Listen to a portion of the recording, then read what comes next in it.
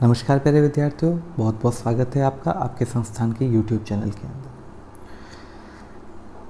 जैसा कि हमने शुरू किया था सेक्सुअल रिप्रोडक्शन इन एंजियोस्पर्म, तो पिछली क्लास में मैंने आपको एंजियोस्पर्म के बारे में बताया और सेक्सुअल रिप्रोडक्शन क्या होता है या रिप्रोडक्शन वर्ड का मतलब क्या है उसके बारे में बताया। एक और जानकारी आपसे साझा कर देता हूँ कि हमारी क्लास सोमवार से शुक्रवार तक चलेगी। राज्य बाल संरक्षण आयोग की कुछ गाइडलाइंस आई है, उसके अनुसार सप्ताह में केवल 5 दिन क्लास चलानी है और क्लास का ड्यूरेशन कभी 30 मिनट से ज़्यादा नहीं रहना चाहिए, क्योंकि उससे अगर मोबाइल के सामने ज़्यादा देर बैठे रहने की वजह से आपको मानसिक अवसाद, तनाव और ऐसी स्थितियाँ डेवलप हो सकती है। इसलिए हम अपनी क्लास का शेड्यूल केवल 30 मिनट के लिए रखेंगे और सोमवार से शुक्रवार तक की क्लास आएगी। और जो बाकी के 2 दिन बचते हैं उसमें अपन कुछ टेस्ट वगैरह या ऐसा कुछ व्हाट्सएप ग्रुप या टेलीग्राम से ऐसा कुछ कर लेंगे, ठीक है। तो अपन अपने वापस टॉपिक की तरफ जाते हैं। तो मैंने आपको बताया था सेक्सुअल रिप्रोडक्शन के बारे में और एंजियोस्पर्म के बारे में। अच्छा, अब मेरे को एक बड़ा इंपॉर्टेंट टॉपिक शुरू करना है। फर्स्ट चैप्टर जो RBSC का है उसमें वो छोटा सा लास्ट में दे रखा है, लेकिन बहुत इंपॉर्टेंट है। बेसिक बहुत अच्छा हो जाएगा। वैसे अपन ने 11th में पढ़ रखा है, लेकिन अब वापस उसको थोड़ा सा पढ़ेंगे और अपने टॉपिक की तरफ मूव करेंगे फास्टली। देखिए, आज हमको जो बात करनी है वो अपन को बात करनी है फ्लावर के बारे में।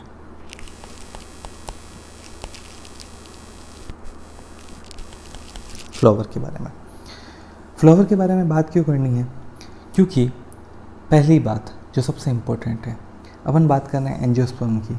एंजियोस्पर्म में सेक्सुअल रिप्रोडक्शन करने के लिए कुछ स्पेसिफाइड ऑर्गन्स है, मतलब स्पेसिफाइड ऑर्गन है, यही के ऑर्गन है, उसको क्या कहा जाता है? फ्लावर कहा जाता है। तो अगर ये नहीं होगा तो सेक्सुअल रिप्रोडक्शन भी नहीं हो पाएगा, ठीक है। तो ये स्पेसिफाइड ऑर्गन बना रखा है कि इसी की वजह से ये सेक्सुअल रिप्रोडक्शन संभव है। बहुत बेसिक हिंदी में बोलूँ तो आप ध्यान से सुनिए। आवर्त बीजियों में लैंगिक प्रजनन संपन्न करने हेतु विशिष्टीकृत अंग को पुष्प कहा जाता है, ठीक है। सेक्सुअल रिप्रोडक्शन करने के लिए एक स्पेसिफाइड ऑर्गन है, वो बेसिकली क्या है? फ्लावर है, पुष्प है, ठीक है। ये सेक्सुअल रिप्रोडक्शन के लिए नेसेसरी है, मतलब इसके बिना सेक्सुअल रिप्रोडक्शन संभव नहीं हो पाएगा। देखिए, अब अपन फ्लावर के बारे में बात करेंगे। तो अगर अपन फ्लावर के एक एक पार्ट के बारे में बात करेंगे तो 11th का बेसिक हो जाएगा, लेकिन अभी अपने पास 12th का भी करना है। तो 11th के बेसिक को हल्का सा लेता हुआ मैं 12th के ऊपर फोकस करता हूँ, ठीक है ना। तो ध्यान से सुनेंगे अपन और अच्छे से पढ़ेंगे। फ्लावर तभी कंप्लीट माना जाता है कि जब उसके अंदर जो 4 मेन एसेसरी पार्ट्स है वो होंगे तो उसे कंप्लीट माना जाएगा, ठीक है। कौन कौन से हैं वो? आप में से कोई बताना चाहे तो बता सकता है कमेंट बॉक्स में कि वो 4 कौन कौन से पार्ट है।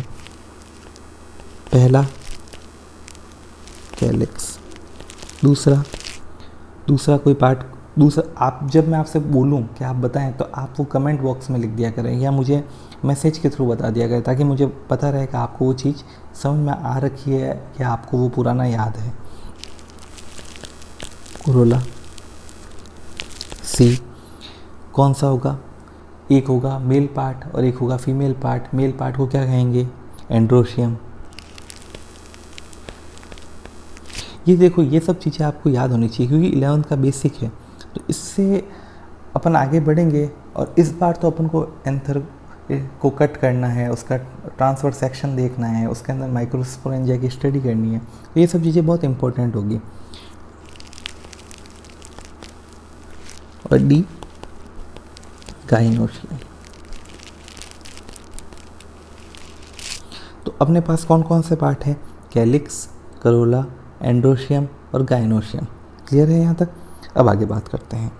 सबसे पहला कैलिक्स, करोला, एंड्रोशियम और गाइनोशियम। अब मैं आपको छोटा छोटा बात बता देता हूँ। कैलिक्स वर्ड का मतलब क्या होता है?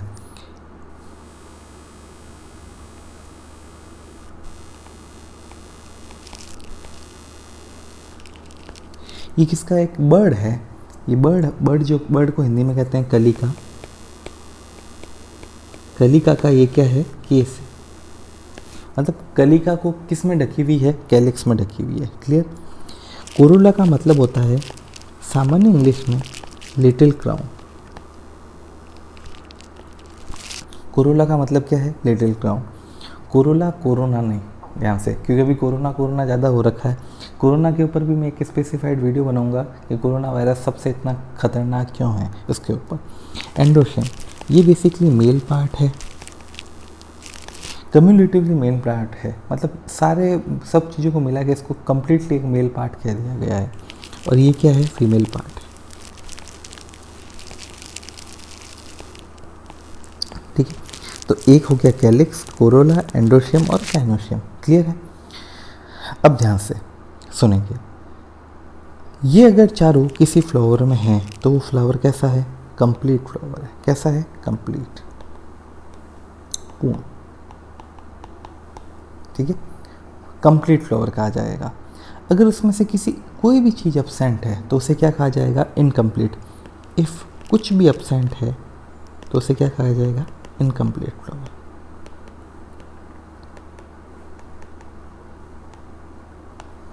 समझ में आई आपको बात?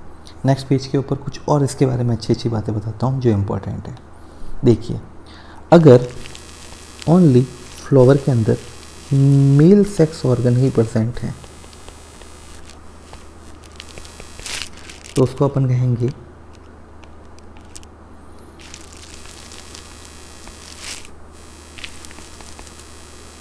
स्टेमिनेट। क्या कहेंगे? स्टेमिनेट। क्या कहेंगे? अगर मेल ही प्रेजेंट है तो स्टेमिनेट कहेंगे। मेल से रिकॉग्नाइज करो स्टेमन, स्टेमन से स्टेमिनेट। ठीक है, इफ ओनली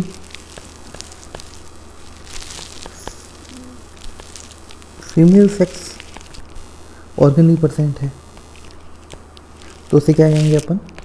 पिस्टिलिएट। क्या कहेंगे? पिस्टिलिएट।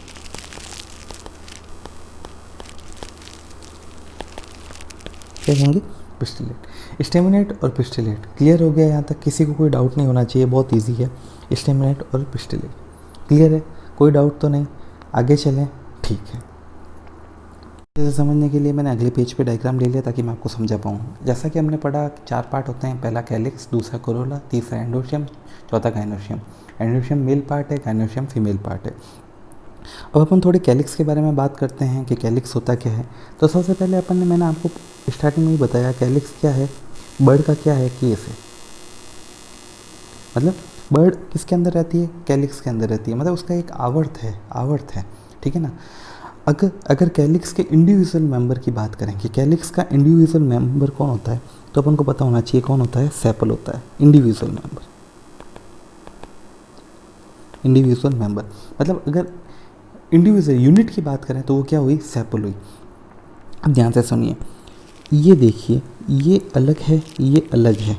अगर ये सारे सेपल एक दूसरे से जुड़े हुए रहेंगे, अगर ये सेपल एक दूसरे से जुड़े हुए रहते, ये सेपल सारे एक दूसरे से जुड़े हुए रहते, जैसे अपन इस कंडीशन को क्या बोलते हैं? गैमोसेपलस। क्या बोलते हैं? गैमोसेपलस। देखिए, ये वाली जो चीज़ें हैं वो भी एग्ज़ाम के लिए बहुत इंपॉर्टेंट है, क्योंकि आप 12th तो ही नहीं रहे हैं, आगे चल के आपको नीट भी देना पड़ेगा। 12th के साथ अगर तैयारी हो जाएगी तो बहुत ही बेहतर होगा, नहीं तो अगले साल बहुत करने में बहुत तकलीफ आएगी। क्लियर है? अगर सारे सेपल आपस में जुड़े हुए हो, अगर जैसे ये वाली कंडीशन है, ये सेपल अलग से फ्री है, ये सेपल अलग से फ्री है, तो इस कंडीशन को कहा जाता है पॉलीसेपलस। क्या कहा जाता है? पॉलीसेपलस। पॉलीसेपलस कहा जाता है। क्या कहा जाता है? पॉलीसेपल्स। मोस्टली जो सेपल है, आपको भी कलर दिख रहा है, कौन सा दिख रहा है? ग्रीन। मतलब मोस्टली सेपल कैसे होते हैं? ग्रीन कलर के ही होते हैं। ये जो वाला पार्ट है वो क्या कहलाता है? सेपल वाला पार्ट कहलाता है। मोस्टली सेपल कैसे कलर के दिख रहे हैं आपको? ग्रीन कलर के दिख रहे हैं। अलग कलर ले लेता हूँ ताकि अपन को अच्छे से समझ में आए। ये कैसे दिख रहे हैं? ग्रीन कलर के दिख रहे हैं। ठीक है, यहाँ तक एकदम क्लियर, किसी को कोई डाउट नहीं। ये क्या कर रहे हैं? इनका जो बेसिकली काम है, ये प्रोटेक्टिव नेचर के होते हैं। तो ये प्रोटेक्ट फ्लोरल बर्ड को क्या करते हैं? प्रोटेक्ट करते हैं। प्रोटेक्ट फ्लोरल बर्ड को क्या करते हैं? प्रोटेक्ट करते हैं। जैसे ही फूल खिलता है तो ये क्या हो जाते हैं? नीचे की तरफ झुकने लगते हैं या नीचे की तरफ गिरने लगते हैं। लेकिन कुछ ऐसे प्लांट है जहाँ ये क्या है, अगर फ्लावर डेवलप भी हो रहा है, जब फ्लावर खुल भी रहा है तब भी ये नीचे नहीं गिरते हैं या विधिवत बरकरार रहते हैं, वो प्लांट है आंवला का। कौन सा? आंवला का। जहाँ ये जो जिसके अपन बारे में बात कर रहे हैं, सेपल के बारे में, सेपल फॉलिंग डाउन नहीं होता है, सेपल विधिवत रूप से व्यवस्थित रहता है और फल के चारों तरफ व्यवस्थित रहता है। फल के चारों तरफ व्यवस्थित रहने का मुख्य कारण क्या है कि वो फ्रूट को प्रोटेक्टिव नेचर प्रोवाइड करा रहा है। अगर आप पूछेंगे, इंग्लिश में भी लिख देता हूँ, गूसबेरी। क्लियर है यहाँ तक? किसी को कोई डाउट नहीं? ये क्या कर रहा है? प्रोटेक्ट कर रहा है किसको? फ्रूट को। कौन कर रहा है? सेपल कर रहा है। ठीक है। और सेपल किसकी यूनिट है? कैलिक्स की यूनिट है। किसकी यूनिट है? कैलिक्स की। यहाँ लिख देता हूँ कैलिक्स, ताकि आप कन्फ्यूजन ना हो। सेपल किसकी यूनिट है? कैलिक्स की यूनिट है। एकदम क्लियर? किसी को कोई डाउट नहीं होना चाहिए, क्योंकि डाउट होने वाली बात ही नहीं है, बहुत ईजी चीज़ है और आपने पहले पढ़ भी रखी है। ठीक है। इसके आगे के बारे में बात करते हैं। अब अपन बात करते हैं करोला के बारे में। किसके बारे में बात करते हैं? करोला के बारे में। इसको रब कर दूँ।